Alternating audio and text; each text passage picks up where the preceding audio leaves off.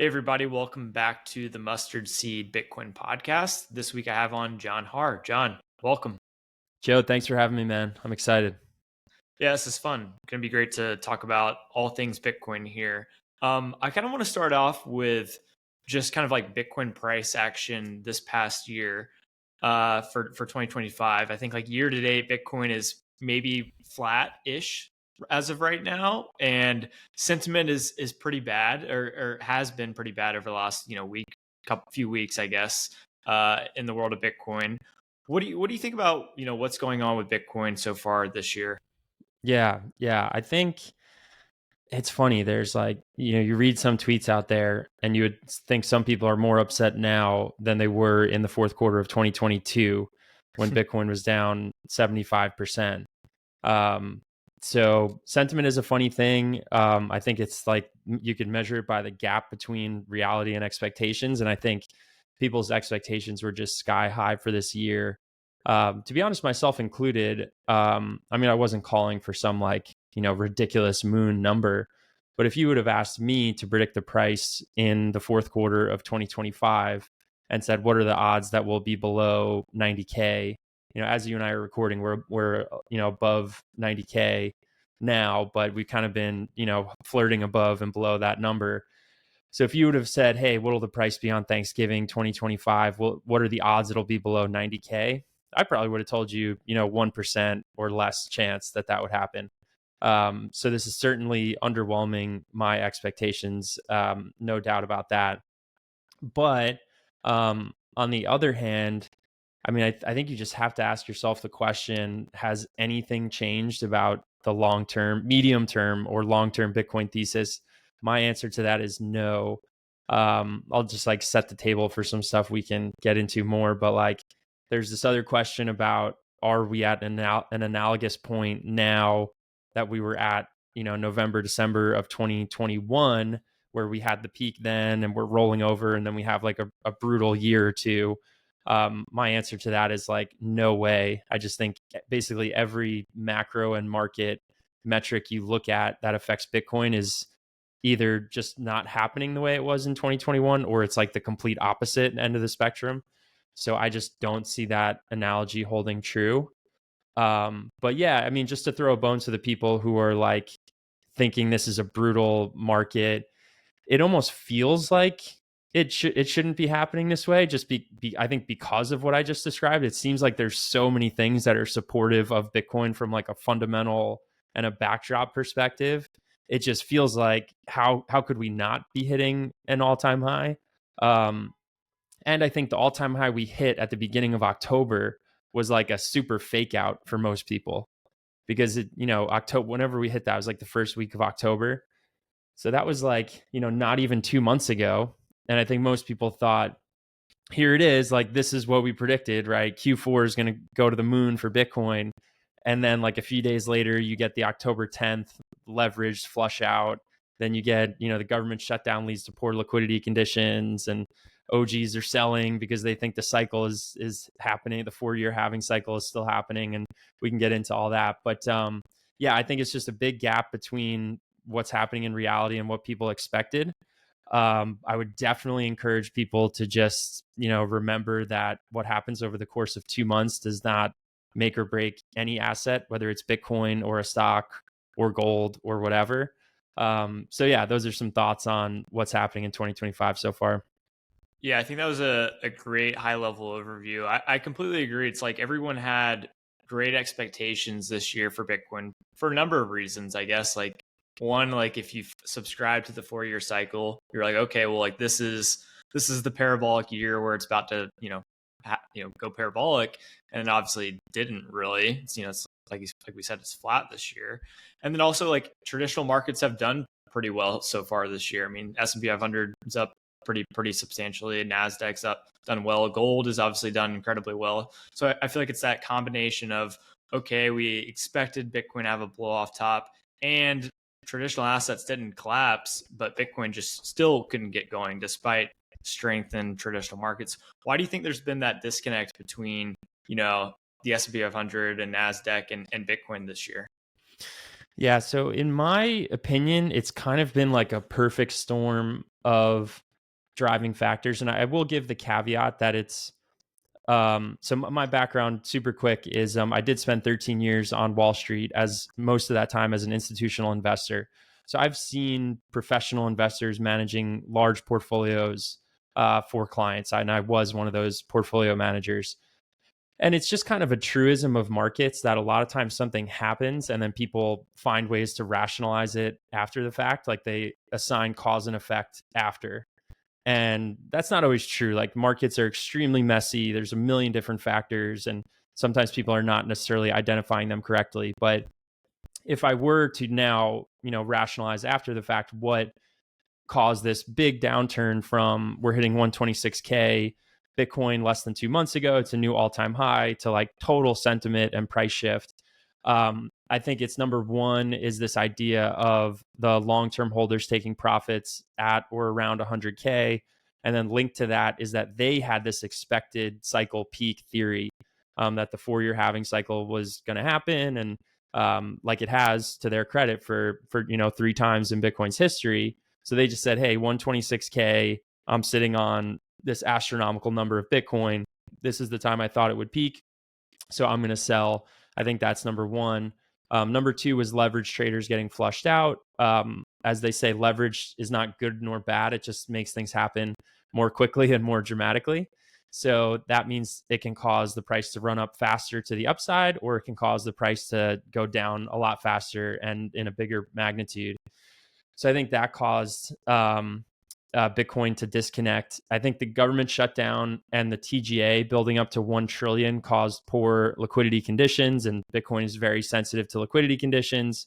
I think there's an uncertain path going forward for economic growth and for interest rates. Like week by week, you see the odds of a Fed rate cut changing. So with that uncertainty, I think that affects Bitcoin in the short term. And then to your point, this kind of disconnect, there, gold as having a record year, but then the high flyers of like AI stocks, high power compute stocks, or quantum related stocks, like they're doing very well. So I think there is a lot of institutional money that has been going almost 11 months through the year and was like, wait, Bitcoin is supposed to do this thing, and Bitcoin's not doing this thing. And we're 11 months through the year, and look at all these other places I can allocate capital. So I'm just going to, call it on Bitcoin for this year. It's not like they're done with the asset forever, but they're like, I'm going to rotate into something else. So out of that list of things I just gave, some of those are Bitcoin specific. Others are just like general market condition type things. But I think that's why we've seen a disconnect. And I think that's also why it feels more painful to some people, because in 2022, it was like, unless you owned, I don't know, unless you had like an oil long, everybody lost money in 2022. Now it's like all these other things are doing well, including gold, and it leaves the Bitcoin bulls kind of scratching their head. So again, I think that's why the disconnect, but the disconnect is also why it feels more painful, at least for now. Yeah, that makes a lot of sense. I kind of want to think back to like previous massive Bitcoin bull markets, and then probably future Bitcoin bull markets as well. As like, and I want to ask you, like, what do you think causes the massive bull markets? In the past, like the 4-year cycle has been a big thing, which has been correlated with the halvings. Obviously, people would say like the halvings would create a supply shock, and then Bitcoins would get scarce, and then Bitcoin would run up, and like that, that happened or correlated. Maybe not necessarily was a causation over the years. And I think more and more people are starting to realize, and myself included, that maybe the Bitcoin bull markets weren't caused by the halvings. Maybe they were caused by easy macro conditions, or a plentiful liquidity conditions. What do you think causes these like major Bitcoin bull markets? Yeah, it's a great question, and I think it is also in this category of like, no one's ever going to be able to prove it, but we're all going to have our theories. So Yeah. I tend to believe that the halving was important, excuse me, earlier on in Bitcoin's history, because number one, it was just a bigger amount of Bitcoin that was being issued and then cut in half. Number two, the miners were much bigger holders of Bitcoin in terms of just like the holder base of Bitcoin. So it kind of made sense that when the halving happened, it squeezes the miners. Some of them, maybe got too bullish on Bitcoin price prediction and have to then sell some Bitcoin. So this like minor selling cycle, I think, did play a role in Bitcoin's price for sure. But I think as the holder base of Bitcoin becomes more broad, as just the quantitative effect of the halving, going from 50 to 25 is very different than going from 12 and a half to six and a quarter or whatever it went to. So I think the halving is just much less important now. And then, yeah, to your point, it's not like this is has been a scientific experiment where you can be like hold macro conditions constant, but like only change the halving. So we have to look and see what at each of the prior halvings, and we don't have a big data set either. It's really like 2013, 17, 2021, and then this past year and 2025. That's not a huge data set to look at, and a lot of those times there was like some sort of easy macro condition happening, macro market conditions happening as a backdrop. So it's kind of hard to say what was causing what. But I'm of the belief that the halving cycle just becomes less and less important as time goes on. And then macro and market conditions become more important. But I will give the caveat that if we believe the narrative, which I do think is true, that there's some OG whales selling like tens of thousands of Bitcoin, and if their action was influenced by the fact that they believe there's a 4-year halving cycle, then that is self-fulfilling to a certain extent, at least in the short run. It doesn't mean that there's a halving cycle forever, 8 years from now and 16 years from now. But at least for this one, if someone's going to sell 80,000 Bitcoin because they believe there's a 4-year halving cycle, well, then the price is going to reflect that, and it's going to look like there's a 4-year halving cycle. But looking forward, my personal prediction is that in the first half of 2026, we see a new all-time high for Bitcoin, something north of 130. And then I think that should put to bed the whole argument of a 4-year halving cycle. Maybe there'll be some holdouts that, draw lines on a chart and say, no, this is really a hangover from the fourth quarter, and they try to hold on to it. But in my opinion, if we see a new all-time high in the first half of 2026, that should put to bed the 4-year halving cycle. Yeah, that was, thinking back over the last 5 to 7 years ago or so, like when maybe like Plan B came out with like the stock to flow model, I feel like almost everyone in the Bitcoin community was like, oh, well, this natural scarcity of Bitcoin is like driving up the price.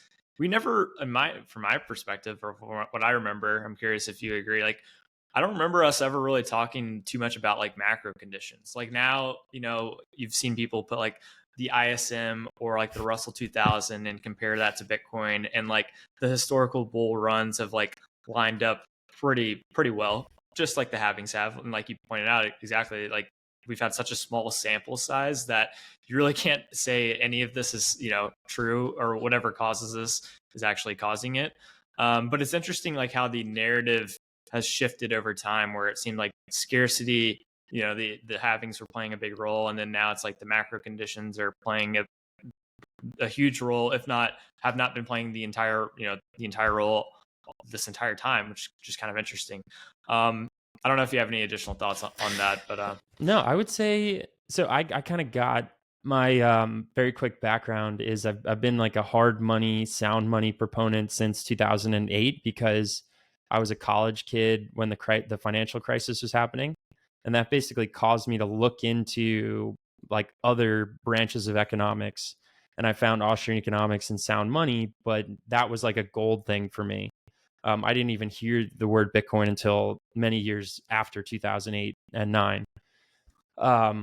So I've kind of been like conditioned for sound money for quite some time. I didn't really start following Bitcoin until like 2017.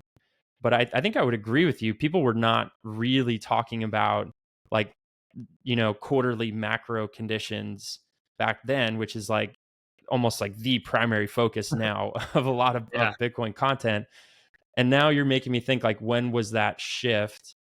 I'm curious your view, but I think that shift happened during COVID because it was like you had to be looking at the Fed's balance sheet at that, just because such unprecedented things were happening, rates back to zero, the Fed's buying 3 trillion of assets in 3 months. So I feel like you had to be cognizant of the macro conditions starting in 2020. But that's a good point. It was not as heavy of macro discussion prior to that. Yeah, I agree. I think it was like 2020 when there's just so much unprecedented monetary and fiscal stimulus all at once. I've had this theory that I've said before. I'm curious to actually get your thoughts on it. Like, I feel like before 2020, there wasn't like crazy changes in monetary or fiscal policy, like for the existence of Bitcoin per se. Like 2008, I guess, was like a really big deal. But then after that, things for the most part stabilized. We didn't have anything super crazy until March 2020. Do you think that like from my perspective, I think most people learn about Bitcoin because the number is going up, and then they like decide, oh, I need to read a book about this or listen to a podcast. Like, this is interesting. And so like 2020 happened, we had all this stimulus, everything kind of went up.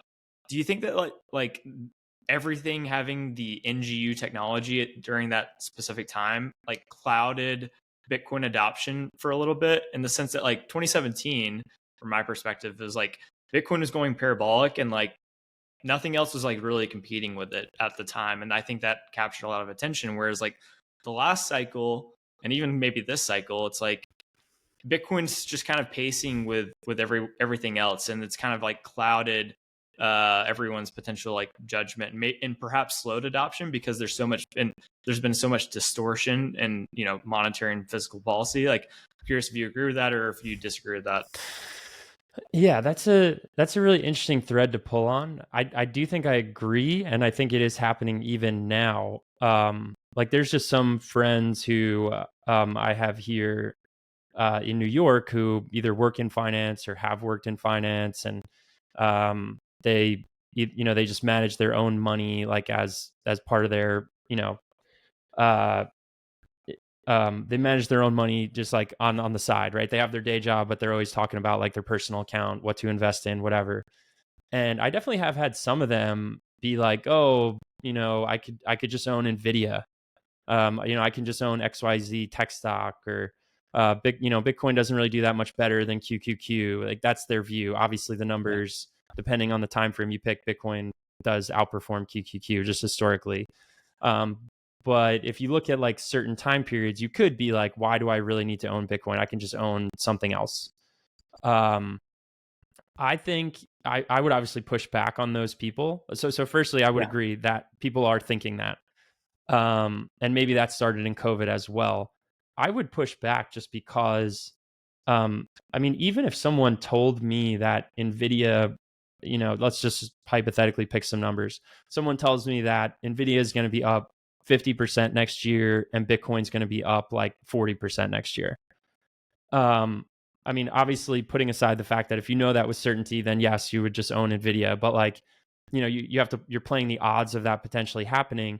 I would want, like, Bitcoin's such a different investment from its characteristics. Like, let's just call it the debasement trade. Betting on NVIDIA is not really the debasement trade, right? So like, I guess my response to those people would be like, why not both? I'm as big of a Bitcoin bull as anybody, but I also acknowledge that the people who are going to be like 90% Bitcoin or even 100% Bitcoin living on the Bitcoin standard, like, that's a very small percentage of people. Most people are going to, at least for now, I want to live in the hyper Bitcoinized world as much as anybody, but until we get there, most people are going to look at Bitcoin as an asset in their portfolio mix. Yeah. So I would just say, even if those people think Bitcoin is just like QQQ, why do I need to own it? I would say it just has a totally different risk profile. It's the debasement trade versus whatever you think Nvidia is or Tesla is or Palantir is or whatever high flying stock, right? You're taking different risks, which you want to do in your portfolio. And then I would also remind them, like, look at the relative value of Bitcoin versus gold or Bitcoin versus whatever. Like, this $2 trillion asset could easily be a $20 trillion asset. I think it's potential to 10x. Bitcoin's potential to 10x is way better than Nvidia's or Tesla, like, or these other companies. So I would caution them to think that Bitcoin is only this thing that like chugs along and goes sideways, because any year in the next 5 or 10 years, Bitcoin could have like a doubling or a tripling. So that would be my take on it. But what do you think?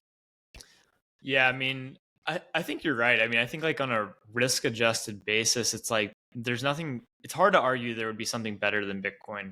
And I tend to agree that like the massive monetary, like post 2020, the significant monetary and fiscal stimulus has clouded people's judgment on like what they should hold. Like I definitely agree that like most people are like, oh, well, you just buy the S&P 500 and do nothing and you make 10% a year or 12% a year at this point. Or QQQ, you buy Mag 7 or whatever and you do incredibly well, or Nvidia, and like that's kind of been the trade. But it seems like eventually, that can only go on for so long. And at a certain point, I think at a certain point, Bitcoin will very clearly start outperforming everything else, like in a big way, kind of like 2017. And then that just becomes this like really positive feedback loop to where like, oh my gosh, like this thing actually is a completely different animal. And then you have, Michael Saylor and others going on CNBC saying like, hey, this is not just a $2 trillion asset. This is a potentially $100 trillion, 500, $300 trillion asset. And then people start to wake up while the price is running at the same time. And it kind of just like, I think eventually we get this positive feedback loop going again, just like 2017. And I don't think we've had it in a while, kind of since 2017. Like it's kind of just Bitcoin's done better than everything else marginally, but it hasn't done, so much better than everything else that it's like really attracted that next wave of adoption. I would say potentially. Yeah, well said. And the other, case I would make for Bitcoin's upside relative to other assets, and we can play this into some of the news that just came out in the last 24 hours. We're in the first couple of days of December here, but Vanguard, I'm sure you saw, now allowing access to the Bitcoin ETFs, and B of A, Merrill Lynch is their advisors starting in January will be allowed to allocate, I saw 1 to 4% to Bitcoin through the ETFs. So you look at like Bitcoin compared to Nvidia, Tesla, Palantir. I don't know. Those are the top 3 high flyer stocks I'm choosing as the examples. But like those stocks are clearly allowed by every brokerage house, that can allow them. Every financial advisor is aware of them. There's not like a shoe to drop where it's like, oh, now Wells Fargo clients can buy Nvidia. Like everyone who wants to buy Nvidia can buy Nvidia. So it's just like the story for Bitcoin has so much more upside. Yeah. And to me, it's like, I can see like Vanguard's, the original argument was like, they want things with cash flow, which is like, from like a traditional finance perspective, if you ignore like sound money, it kind of makes, you can make that argument. I absolutely disagree, but I can see where they're coming from. But if you also take like Vanguard's like original perspective of like, you want to buy the market portfolio and therefore you just buy everything weighted by how the market has already weighted it for, your wide range of potential assets that you can potentially buy. It's like, it's kind of against Vanguard's, original thesis to buy the market portfolio. Like you're blocking something out of the market that the market is ascribing value to. It's like, it's just kind of going against, it's like they're actively managing in their own client's portfolio in a way when they're standing on like the giants of like having a passive portfolio is like the best way to save wealth for the future. So I found that funny, and it's cool. It's awesome. I agree. Like to see them changing their ways and now embracing Bitcoin. And I'll just go all of that. Yes. And then even further, I think there's like a contradiction that they're missing, or a connection that they're not making. The reason that passive investing is so successful, that you can just buy equities, buy the index, and you might have, in the last 25 years, you have like a couple down years here and there, but over the long term, it's up, to the tune of whatever, pick your time period, it's up like somewhere between 8 to 12% US stocks. The reason that that's possible is the perpetual inflation and bailouts. So, and what generally speaking is causing Bitcoin's price to go up over time? The perpetual inflation and bailouts. So like they can't connect the dots that the reason that their passive investing strategy works for long periods of time, it's literally the same reason that's going to propel Bitcoin higher for years to come. Yeah. I completely agree. Since you have that like gold background and like Austrian background as well, I kind of want to ask you like really big picture for maybe like your Wall Street friends that are like, oh, Bitcoin is just another asset to hold in our portfolio. It's nothing like special. If one of them asked you like, what is money, or like, or what even is Bitcoin? Like, how would you kind of explain what money is and like why Bitcoin is a good form of money? It's definitely one of my favorite conversations to get into with anyone. But there's also a lot of people that, if you're in your hypothetical, they're asking the question, so presumably they want to hear an answer. But a lot of those people who work on Wall Street, like, either their eyes start glazing over if you start talking about the history of money, or they'll like be asking you, but in reality they're kind of asking you so that they can like not listen to you and quickly debunk, think they're debunking what you're saying. um so a lot of those people on Wall Street will definitely, if you start talking about like gold as money, most of them have the belief that that was not necessarily an anomaly, because that would be ridiculous to say something that served as money for thousands of years was an anomaly, but they view fiat as like, we're more enlightened now. Like we have Mhm. control over our money. Like we're not shackled by the gold standard, because, I read in my high school history textbook that the Great Depression was exacerbated because we were on the gold standard, and wasn't that so bad. That's kind of their level of understanding. So if that's where they're at, it's going to be really hard to convince them otherwise, because they're basically of the mindset that like fiat money's good, like we're advancing. um, but if they're open to it, I definitely would go down the route of like, properties of money, like why was gold money for thousands of years? um, Divisible, durable, verifiable, portable, scarce. Gold served its role for a very long time as money, because precious metals do a decent job of those things. But then eventually you get into an economy that has telecommunications, and then gold doesn't do such a good job. It's actually not very portable. It's not easily verifiable. It's not easily divisible. So then, for all these reasons, people actually wanted a digital, or first a paper form of money. So I'm of the school of thought that like, yes, there may have been powerful forces like in the banking sector that helped this along, but I also think the average person was like, yeah, I don't want to, buy something and also have to worry about settling this transaction using gold bars. Like, they didn't want that. They kind of welcomed banking to help them with that part of the settlement process. So if you believe that as like the long-term arc of monetary history, then you have to ask yourself the question, and this is like Satoshi's brilliance, I think, comes across here, because when he gave the example, I'm not going to be able to quote it word for word, but he's like, imagine gold, but it has special properties. It has, it's not exciting color. It's just like gray, and you can send it across the telecommunications channel. And to me, that just changes everything, because if gold could do that, then I don't think any individual conducting commerce or saving their money in the economy would have said, don't give me the gold, the real base money, right? They wouldn't say, don't give me that. Give me the fractional reserve bank IOU token.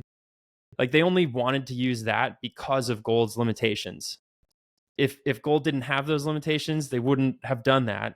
And then you have the whole history of like fractional reserve bank IOU tokens is a very unstable system, and then there's bank runs, and then people either lose money and you get a deflationary spiral, or the government steps in to print money and paper over it. All stuff that I know you're aware of. But that's the general direction I would go. Is like, the existing system designed this way for certain reasons. Now there's an alternative thanks to Bitcoin, and hopefully it would start to connect for them of like, oh, Bitcoin actually is this thing that has not existed prior in history. Yeah. I- This is a very broad question, I think, but I kind of want to hear your thoughts on this as well.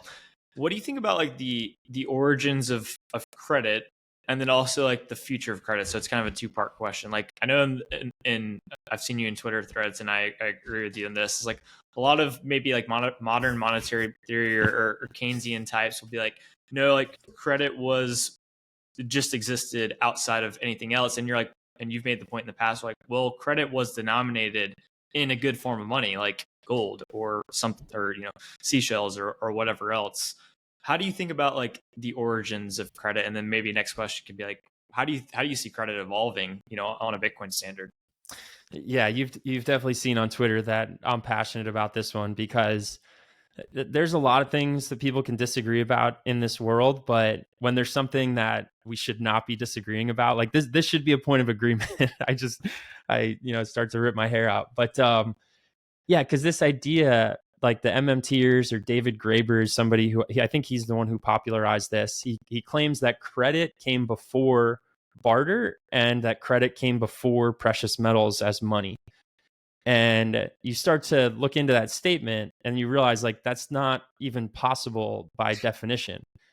There's no such thing as like John owes Joe. If I owe you something, it has to be denominated in something. And if the something I owe you is 3 cows, then we're basically doing barter, but we just added a time delay. We added a credit component. John owes Joe 3 cows a month from now. That's barter with a time delay. If John owes Joe 3 ounces of gold in a month from now, that's using money with a time delay. So debt does not tell you what is owed. It just tells you that there's a time delay component. So for them to say like debt can somehow exist on its own without being barter and without using money is just nonsensical. Like you can't have debt denominated in nothing. So that's the first part of it. We can go to the second one, but anything you want to add to that? Yeah, I mean, you said it pretty straightforward. Like it is funny how just people cannot like fully grasp what that means. And I guess like part of it is like fiat money today, because of how it works. Like a dollar, obviously used to be backed by a certain amount of gold, but now a dollar is literally just a dollar. Like we kind of created this like weird system without anything underlying it at this point, and it has worked for so far, but it's kind of been this experiment that eventually may not last forever. But maybe it's interesting to think about like how other people have these unique different perspectives on the origins of money. But I agree, like when you're first starting out, like when a civilization or society initially converges on something as money, it's like there has to be some sort of like actual thing there. It's not just one blank like it is today, but that's because again it was based on gold to begin with. Mm-hmm. Mm-hmm. So yeah. and that's why I've been so passionate about it, because I'm like, what are these people missing? Like there is no such thing as credit on its own. It's either credit in the form of a good or a service that you consume, and now we're just talking barter, or it's credit denominated in money, but again now it's money. So this idea of like credit preceded everything just doesn't make any sense to me. We'll see if I were gonna give this, now I'm interpreting people's motivations, which is always tricky and speculative, so I'll give that caveat. But you see this a lot from the MMT community, this idea that credit somehow predated barter and money, which I've already explained just doesn't make any sense. I think it's in an effort, and again, this is speculative, but just knowing them, I think it's in an effort that they want it to be normalized that money is like this debt-based government token. Like they just want you to think that like, no, debt's always was the first money. And like, we're these anthropologists and we have this historical lens and you just don't understand monetary history. So it's totally fine that like money is just a government IOU token that we print whenever we want. I think that's kind of what they're after. I completely agree. And the funny thing is, and I would even say this as a Bitcoiner, it's like you look back at the early Bitcoiners, I think the reason a lot of early Bitcoiners adopted Bitcoin was because they had kind of like the opposite lens of like, they were naturally like libertarian minded people, and they wanted to believe that something like Bitcoin was the case. And, I think that, reality is kind of proving that actually, well, Bitcoin is a pretty good form of money. And maybe that political bias at the start enabled you to like believe that something like this was possible. And now like the market is just like proving it out in reality that, hey, the price of Bitcoin is going up. It's getting more valuable relative to everything else in the world. This actually is a good form of money. And then just like you said, the MMTers are looking back at money with their bias. And I would say, objectively, they're probably, it seems like they're wrong. I think, or time will tell, I guess. But it's just interesting how certain biases can lead you in certain directions, and then you have like the 99% of people in the middle that obviously don't care about MMT. Obviously, aren't necessarily huge libertarians. Like they're naturally just going to use the best tool that the market provides them. And I think over time, it's just more people that don't have a political bias or whatever else. They're just naturally going to converge on Bitcoin. It seems like it would make sense to me. Yeah. Um, Yeah, no, but for sure. And that does bring up an interesting question of like, have we reached the point where, and I don't have a particular answer on this. I know like Brandon Quittem at Swan has debated this one. Have we reached like, obviously not 100% saturation, but like close to it with people who genuinely care about sound money principles and like the history of money? Again, it's you can never reach 100%. There's a, people are going to come of age, and I wouldn't have cared about this stuff when I was 17, but then I was 22 and living through a financial crisis, and I started caring about it. So like, there's always people who are going to get older and add to that bucket of people who care. But at the same time, I also think it's true that we're never going to get to a point where like 95% of society cares about the history of money and is yeah, like, debating the origins of money. Like they just don't care enough. So then I wonder, like, where are we on that saturation point? And again, I don't have a particular answer for it, but I think there's a good case to be made that like a lot of it has already happened, and it might just be like gradually adding people to that bucket over time. yeah, I agree. I mean, I think a lot of it probably already has happened. I'm curious, like, what would you say is going to be the next wave of adoption? Like, my answer would be, well, Bitcoin is simply a better form of money, and people will respond to market incentives, and a better form of money will preserve value into the future. And so, NGU technology is pretty much like what's going to drive a lot of people in. What do you think is going to be that next wave of adoption that gets people to buy and hold Bitcoin? Yeah, it's a great question. Two things come to mind. I think the first one would be, we have to remember that there are major turning points in monetary history. Like even just looking at the last 110 years, you can point to multiple major turning points. Obviously, the creation of the Fed in 1913 is a major turning point. I would say 1933 was a major turning point. The confiscation of the base money, making it illegal for a U.S. citizen to hold gold, like that's a big deal. And obviously, 1971, or even the debasements of gold versus the dollar, debasements of the dollar versus gold throughout that period, those are big events. And then 1971, obviously the removal of the base unit entirely. So I think we have to remember that, what's the quote? It's like there's decades where nothing happens, and then there's weeks where decades happen, or something like that. I think Mm-hmm. that's very true for monetary history. Like, and maybe even COVID, you would put in as another one, like this unprecedented take rates to zero.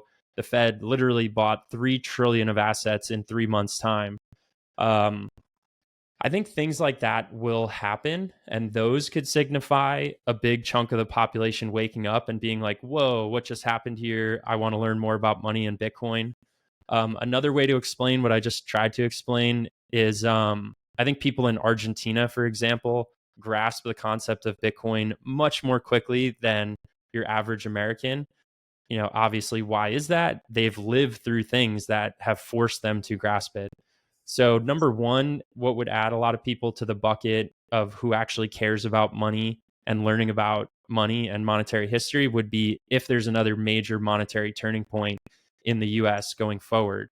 And then the second one, I think, will actually be merchant adoption, just like people seeing it. Like, obviously, the Square and Block news of it Yeah. being at like a payment terminal somewhere, and they'll see their friend like check out using a Lightning wallet or Cash App or something like that, and I think that just makes it more real for the average person.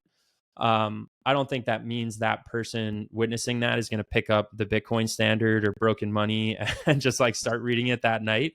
But like, I think they're going to see it more, and if they see it as a money that you can use at a merchant, at a bar, whatever, and they see NGU over like a multi-year period, that might draw some people in as well. It's like, oh, there's this money that is becoming more prevalent in my own life, and it keeps going up over time. The first one I'm more confident in would rope people in. The second one is like more gradual. Yeah, so that's a really good point. I do want to go back to the question that I forgot to make sure you answered before, where you brought up, the origins of credit and then how it's denominated in an actual money or a good or service, but then the future of credit on a Bitcoin standard. I'm curious, like, how do you see that evolving? Like, from my perspective, at a very high level, it's like, we live in a debt-based monetary system today, where it's like we removed the actual like physical commodity or physical monetary commodity underlying the dollar, and we kind of have this like house of cards debt-based monetary system. With Bitcoin, like, if it's actually a good form of money and it appreciates over time, and maybe even in terms of real goods and services, do we get this massive like credit and debt based system built on top of Bitcoin? How do you see it evolving over the next, multiple decades? So I think it's an interesting question, but I also think it's mostly hypothetical because the dollar based system, I think, will continue to exist for a long time. And I think um, the most interesting way to answer that question is starting by saying, what if we're in a 100% hyper Bitcoinized world? Like, what does credit look like at that point? And I think that answer, the Austrians have already done a pretty good job of saying what that is. They have two different forms of credit. They have circulation credit and they have commodity credit. Commodity credit it's easier to think of this with gold, but same thing applies to Bitcoin. Commodity credit is if you need a loan, I give you a physical ounce of gold. Like I literally hand it to you. John no longer has the buying power of that ounce of gold because John gave it to Joe for the duration of that loan. And then you either pay me back an ounce of gold plus a little bit, or if it was a friendly loan, you just give me the ounce of gold back at the end. That didn't create any more money because I could not use the gold while it was in the borrower, your hands. That's commodity credit. It does not increase the money supply. Circulation credit is when a bank does this, but they give out a piece of paper to you, the borrower, that says, Joe now has a piece of gold in his name, an ounce of gold, and Joe can go use that in the economy. But it turns out, John's the one who deposited that gold to the bank. John believes he still has full access to this ounce of gold, and he lives his life as if he has the gold, and I can go use my bank account to spend the money. This is fractional reserve banking. This would be circulation credit. And the moment they give you that loan, they have increased the money supply. So my view is that in a hyper Bitcoinized world, remember we're saying the dollar doesn't exist, so you can't take out debt in the dollar. But in a hyper Bitcoinized world where Bitcoin's the only game in town, I think the vast majority of debt would be commodity credit. So you have to go to someone who says, can I borrow your Bitcoin because I have some great idea? They'll say, yeah, you can borrow it, but they literally send you the Bitcoin, and then the lender no longer has the Bitcoin. You'll have the terms of the debt, whatever, but that doesn't create more Bitcoin. I just don't think circulation credit will exist to any meaningful extent in Bitcoin, because history of money and banking has shown us that this is something I disagree with George Selgin on. And he is like a very, well-respected monetary historian and economist. He believes that banking systems can actually be stable with like he has said this, less than 5% reserves. So like over 20-to-1 ratio of IOUs out there to base money. And he thinks if the government doesn't get involved with like bad regulations and things like that, he thinks that's a stable system that sorts itself out over time. I totally disagree. I think on a long enough time horizon, people are going to make bad economic decisions who took out those loans. And then as soon as that starts to happen, the people are going to say, wait a minute, this bank might be bad. I'm going to go take out my money. Boom, you have a bank run and the whole thing collapses. And because with Bitcoin, there wouldn't be a central bank that just says, or an FDIC that just says, hey, paper over this, create more base money, more Bitcoin, because that's not possible. I don't think people will be willing to give their Bitcoin to an institution that creates IOUs on top of it, and you risk losing your life savings. So I think it would be a more full reserve commodity credit system, is my answer. But then the other form of that answer is, that's again hypothetical only if Bitcoin exists. If we still have the dollar-based system, I think we still have people effectively speculatively attacking the dollar for a long, long time going forward. You could argue, I was a portfolio manager in the investment grade corporate debt world. So think like the largest corporations in the US, they issue debt all the time. And they're basically speculatively attacking the dollar because they can issue like 10-year, 30-year debt at a very low coupon because they're this big corporation. And the most egregious example of this, I think it was Microsoft, issued debt in 2020, and it was at like ridiculously low coupon because rates were low. And then when rates rose in 2022, you look at what they were getting paid on their cash balance because they have a huge cash balance because they have a successful business. And like literally just the interest on their cash was dwarfing what they owed in these tiny coupons on the corporate bonds. Like they're speculatively attacking the dollar. And I think they'll continue to do that. So anyway, long-winded answer. There's the two answers to that question. It's like, what does it look like in a hyper Bitcoinized world? But what does it look like given the fact that I think the dollar system's not going away anytime soon? Yeah, I agree with what you said around the dollar system likely not going away anytime soon. I mean, you can make both arguments, but I think, for the next decade or likely 2 decades or probably even potentially longer, the dollar system should persist.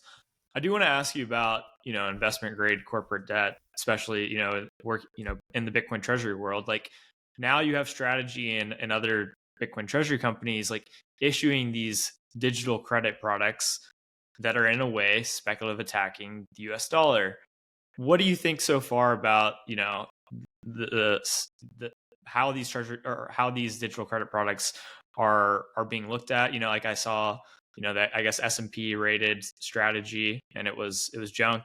How do you think, the ratings agencies will be looking at these products? How do you think like institutional portfolio managers will be looking at specifically the credit products? Like how do you think about this?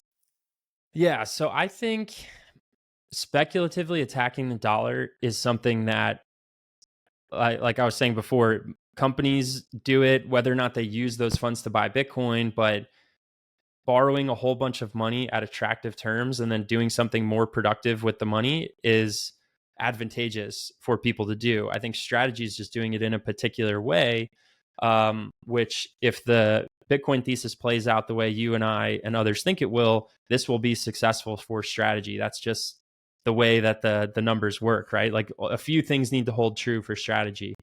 It's if the Bitcoin keeps going up against, if Bitcoin goes up against the dollar at a healthy percentage over time, if corporations can borrow or issue preferreds and things like that at attractive pricing that you and I can't do. We can't just go issue a perpetual preferred. We can't issue convertible debt.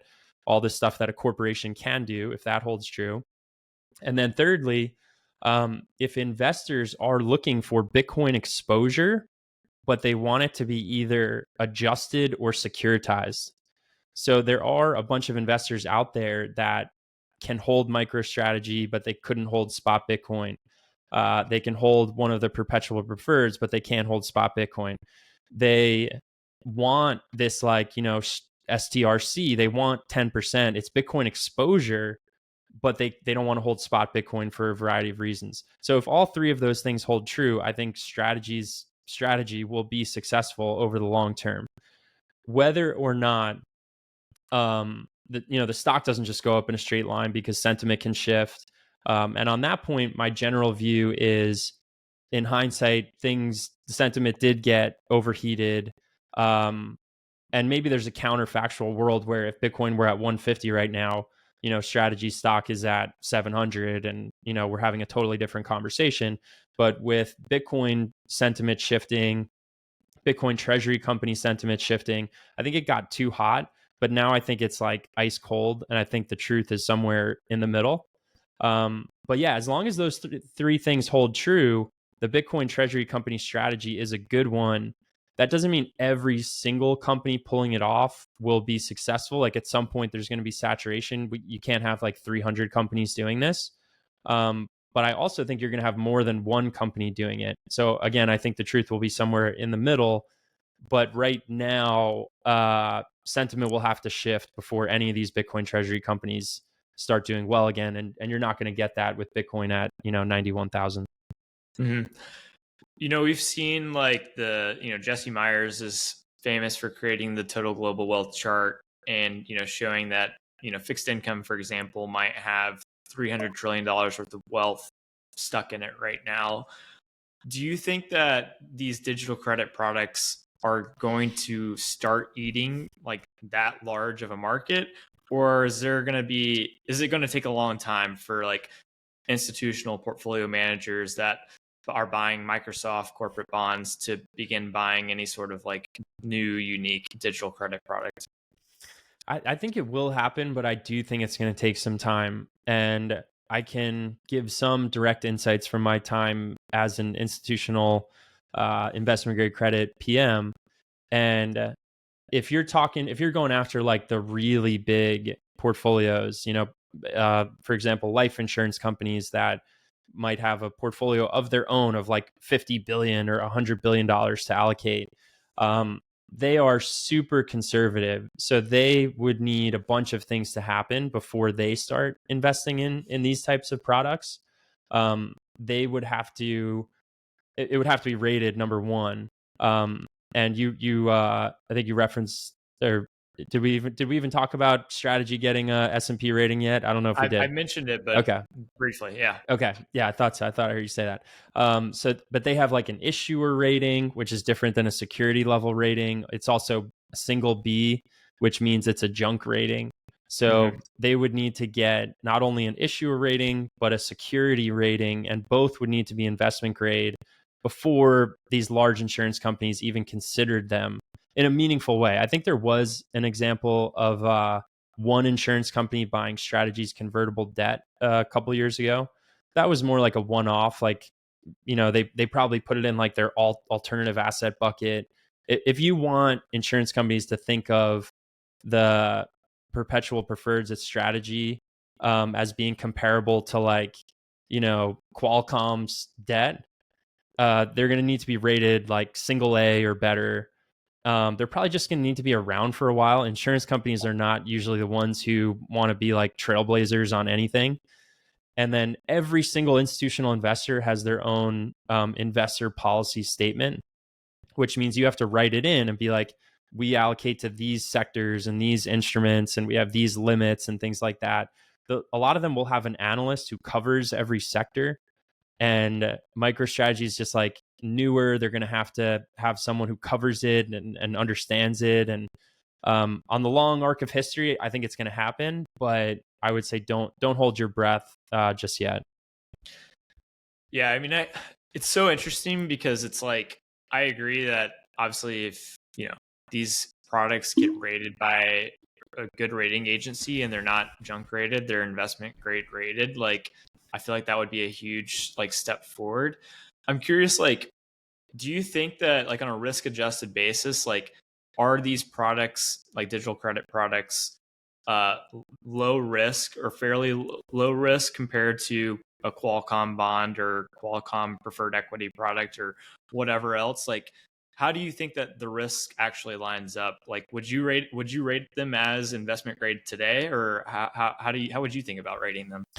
I think I would, but I think so much of it hangs on what one's belief is in Bitcoin. Like if you think Bitcoin is poised for a 75% drop at any moment, and not only a 75% drop, but like 75% drop and it stays there for 2 years, then you have a completely different risk assessment versus someone who thinks, one of the charts I love to look at is Bitcoin's low price every single year over the last 10 years, and like, basically higher every year. There was a lower low in 22 and 23 instead of 2021 had a higher low. But like for the most part, you can see the trend, right?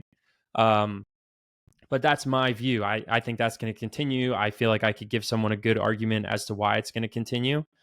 But just remember, there's people who are out there saying, Bitcoin's going to die any moment because of, whatever it is, quantum computing or something like that. And if you have that view that this asset could go to zero at any moment, then it's hard for someone to give it a high rating. I think there I would just lean on the Lindy effect. It's like the longer it's around, the harder it's going to be for a rating agency to be like, oh, this is totally risky and it's going to zero any moment. But yeah, institutional investors and rating agencies are not known to be trailblazers and first movers. Like they will definitely be laggards in this whole process. Mm-hmm. Yeah, it's definitely super fascinating. And it it seems like it's an opportunity for potential alpha, right? I mean, it's like, okay, well, if people are simply slow to react to current market conditions, and those people happen to manage trillions and trillions of dollars of capital, then if you can simply recognize a better risk adjusted return, that's if that capital doesn't recognize it, perhaps the yield is way higher than something should be, then maybe there's alpha there. And I feel like that in that case, like I feel like when I think about it like that, things could potentially happen pretty fast where it's like, okay, well, if you don't, just like Bitcoin, it's like, Bitcoin's been a great performing asset. If you don't buy Bitcoin, well, someone else is going to buy it and massively outperform you. If you are a fixed income investor and these products are actually good and Bitcoin doesn't go to zero, well, the other fixed income investor that buys digital credit will out potentially will outperform you, right? I mean, if the thesis is correct. So it's going to be fascinating, I feel like, to see how it plays out. I feel like Saylor is particularly like really excited about the future of digital credit, and at the same time, like market sentiment, like we talked about, is so low and people are so negative on everything. It's just interesting. What do you think about his USD reserve that he announced Monday? Any thoughts? I think it's funny that the Bitcoin and MicroStrategy haters came out and, they're like, oh, Bitcoin company's creating a USD reserve, and they think they have some sort of dunk. But they're just trying to get, Twitter views. I think it makes sense. I think strategy is evolving their strategy and they deserve credit for that. They're literally writing this playbook as time goes on. And Saylor took the company from a $1 billion market cap to it has been as high as a $100 billion market cap. Obviously they've issued a lot of stock too, but the share price, we've all seen it when it was up at 400, is one of the best performing stocks in the past several years.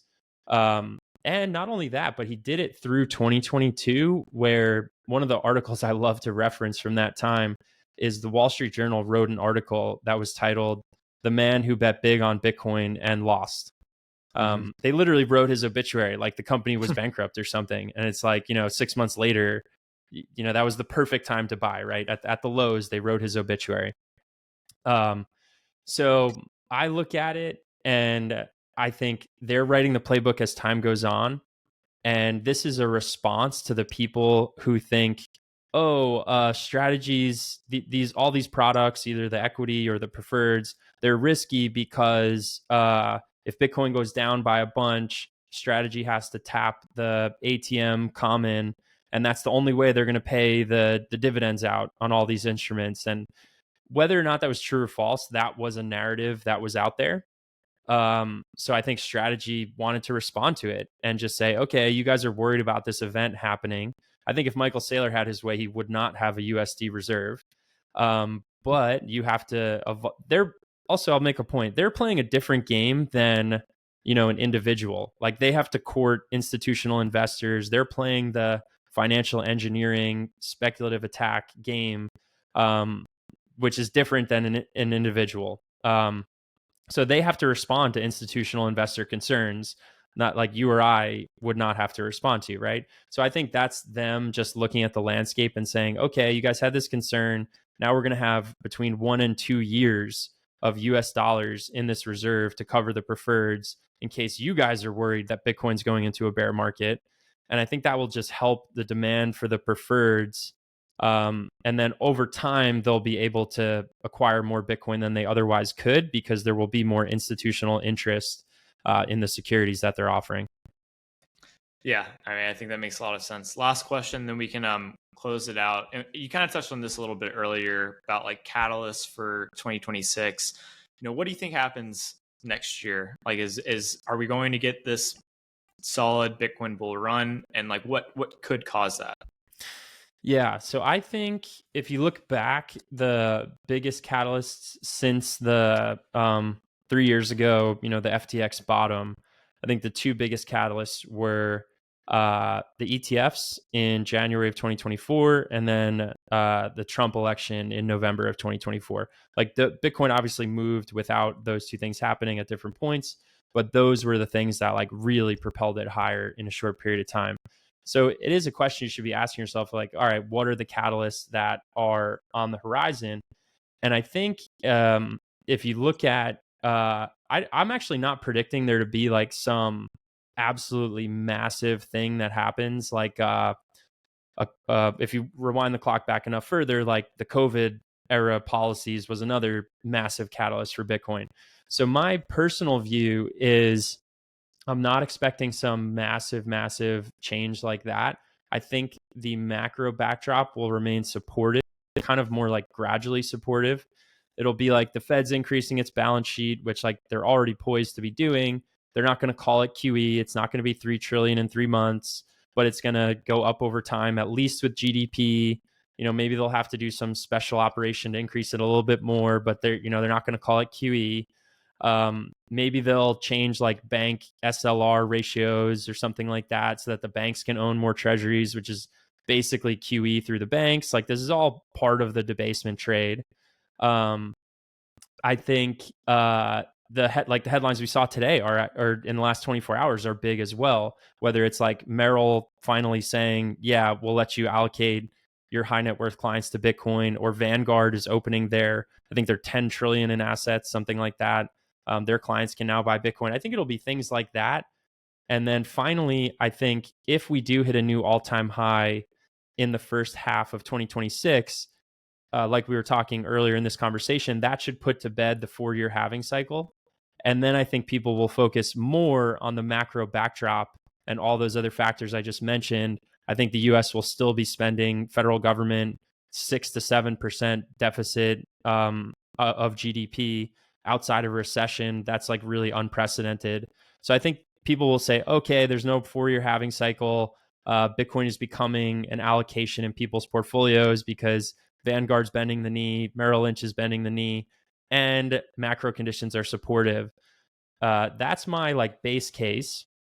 I do recognize there could be some major external shock, like a COVID type thing that causes the Fed to just say, screw it, we're doing yield curve control and we're doing massive QE. That's just not my base case. My base case is more gradual support, price moves higher throughout 2026. Makes sense, and I do think that would be a more healthy base scenario for Bitcoin and for markets as a whole. But John, this has been awesome. Where can the audience go learn more about you and what you're doing? Yeah, for sure. Great to chat with you, Joe. John at Swan. There's underscores instead of spaces on Twitter. You could find me there, and you'll see that I'm part of the private client services team at Swan, which is basically think like a high net worth concierge offering for people who are looking to get into Bitcoin, but they want more than just a buy button. They want to talk to a human. They want a broad array of services. So you can reach out to me about that. Or if you want to talk about the origins of money and why MMTers are crazy, you can reach out and we can talk about that too. I love it. That's an endless fun conversation. But thanks, John. This is awesome. Thanks, Joe.